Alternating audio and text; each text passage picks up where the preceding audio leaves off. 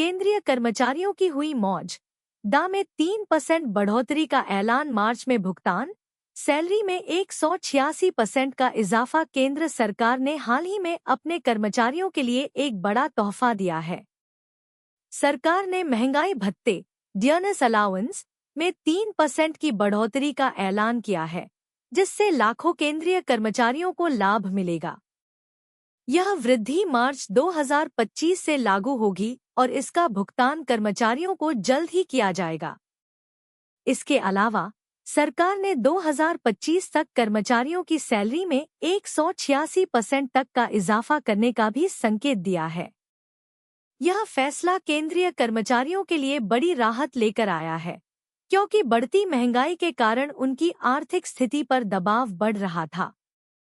इस कदम से न केवल कर्मचारियों की क्रय शक्ति बढ़ेगी, बल्कि उनके जीवन स्तर में भी सुधार होगा। आइए इस महत्वपूर्ण घोषणा के बारे में विस्तार से जानें। दा बढ़ोतरी और वेतन वृद्धि एक नज़र में। विवरण जानकारी। दा बढ़ोतरी 3%।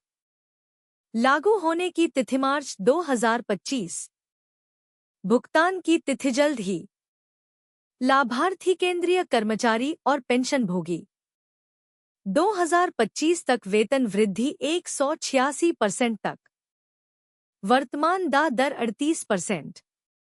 नई दा दर 41%। दा बढ़ोतरी का महत्व और प्रभाव। केंद्र सरकार द्वारा घोषित 3% दा बढ़ोतरी केंद्रीय कर्मचारियों के लिए काफी महत्वपूर्ण है। यह वृद्धि उनकी आय में तत्काल इजाफा करेगी और उन्हें बढ़ती महंगाई से निपटने में मदद करेगी। दा बढ़ोतरी का प्रभाव निम्नलिखित क्षेत्रों में देखा जा सकता है। आर्थिक सुरक्षा। बढ़ा हुआ दा कर्मचारियों को आर्थिक सुरक्षा प्रदान करेगा। जीवन स्तर में सुधार। अतिरिक्त आय से कर्मचारी अपने जीवन स्तर को बेहतर बना सकेंगे।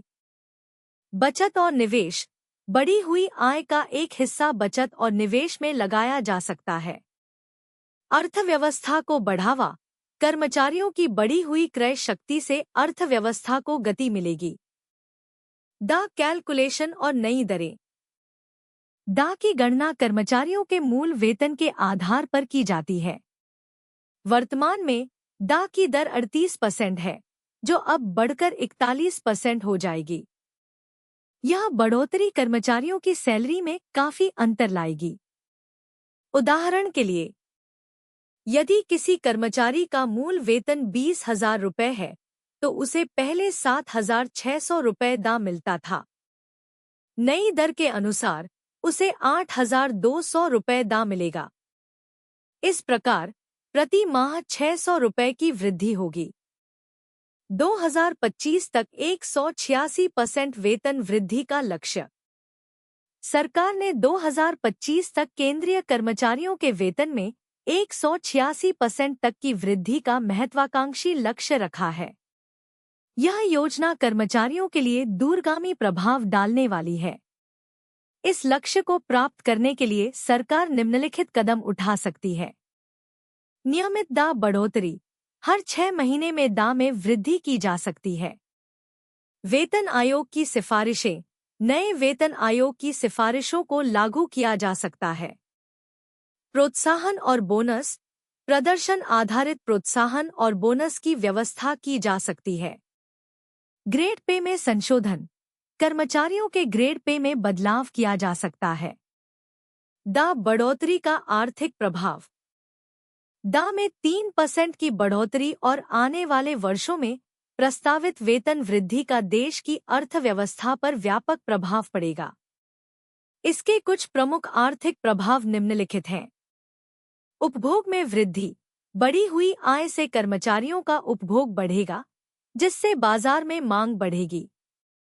आर्थिक गतिविधियों में तेजी। बढ़ी हुई मांग से विभिन्न क्षेत्रों में आर्थिक गतिविधियां बढ़ेंगी। रोजगार सृजन। बढ़ती आर्थिक गतिविधियों से नए रोजगार के अवसर पैदा होंगे। कर राजस्व में वृद्धि। बढ़े हुए वेतन से सरकार के कर राजस्व में भी वृद्धि होगी। दा बढ़ोतरी और पेंशनर्स। दा बढ़ोतरी का लाभ न केवल वर्तमान केंद्रीय कर्मचारियों को मिलेगा, बल्कि पेंशन भोगियों को भी इसका फायदा होगा। पेंशनर्स के लिए यह बढ़ोतरी विशेष रूप से महत्वपूर्ण है, क्योंकि जीवन यापन खर्च बढ़ी हुई पेंशन से वे अपने जीवन यापन के खर्चों को बेहतर तरीके से पूरा कर सकेंगे। स्वास्थ्य देखभाल अतिरिक्त धन से वे अपनी स्वास्थ्य देखभाल पर अधिक ध्यान दे सकेंगे। आर्थिक सुरक्षा बढ़ी हुई पेंशन उन्हें बेहतर आर्थिक सुरक्षा प्रदान करेगी। बढ़ोतरी और महंगाई बढ़ोतरी का एक प्रमुख उद्देश्य कर्मचारियों को बढ़ती महंगाई से राहत देना है। हालांकि यह ध्यान रखना महत्वपूर्ण है कि बढ़ोतरी और महंगाई के बीच एक जटिल संबंध है। मुद्रास्फीति का प्रभाव बढ़ोतरी मुद्रास्फीति के प्रभाव को कम करने में मदद करती है। क्रय शक्ति बढ़ा हुआ कर्मचारियों की क्रय शक्ति को बनाए रखता है। अर्थव्यवस्था पर दबाव लेकिन बड़ी बढ़ोतरी से अर्थव्यवस्था पर मुद्रास्फीतिक दबाव भी बढ़ सकता है। बढ़ोतरी और बजट प्रबंधन केंद्र सरकार के लिए बढ़ोतरी एक बड़ी वित्तीय प्रतिबद्धता है। इसके लिए सरकार को अपने बजट में पर्याप्त प्रावधान करना होगा। बजट प्रबंधन के कुछ महत्वपूर्ण पहलू हैं। राजस्व आवंटन बढ़ोतरी के लिए अतिरिक्त राजस्व का आवंटन किया जाएगा।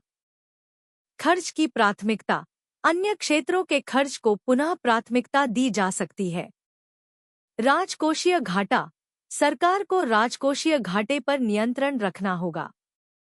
कर संग्रह बेहतर कर संग्रह से अतिरिक्त धन जुटाया जा सकता है।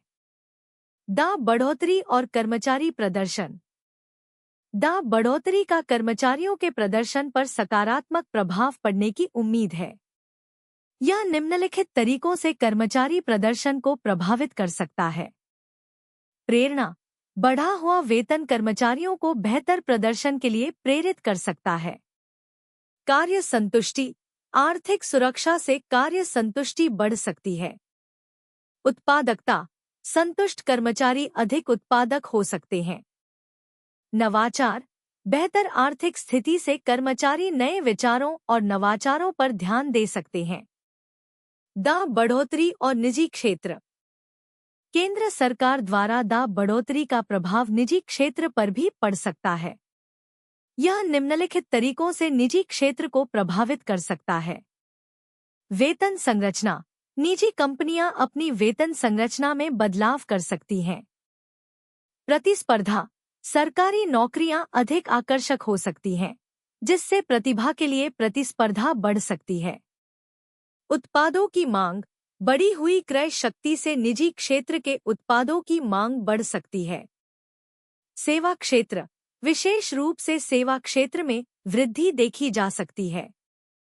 डिस्क्लेमर यह लेख केवल सूचनात्मक उद्देश्यों के लिए है। हालांकि इसमें दी गई जानकारी विश्वसनीय स्रोतों पर आधारित है, फिर भी यह पूर्ण या अद्यतन नहीं हो सकती है। बढ़ोतरी और वेतन वृद्धि के संबंध में सरकारी नीतियां समय समय पर बदल सकती हैं। कृपया किसी भी महत्वपूर्ण निर्णय लेने से पहले आधिकारिक सरकारी स्रोतों से नवीनतम जानकारी प्राप्त करें। लेखक या प्रकाशक इस लेख में दी गई जानकारी के उपयोग से होने वाले किसी भी नुकसान या परिणाम के लिए जिम्मेदार नहीं है।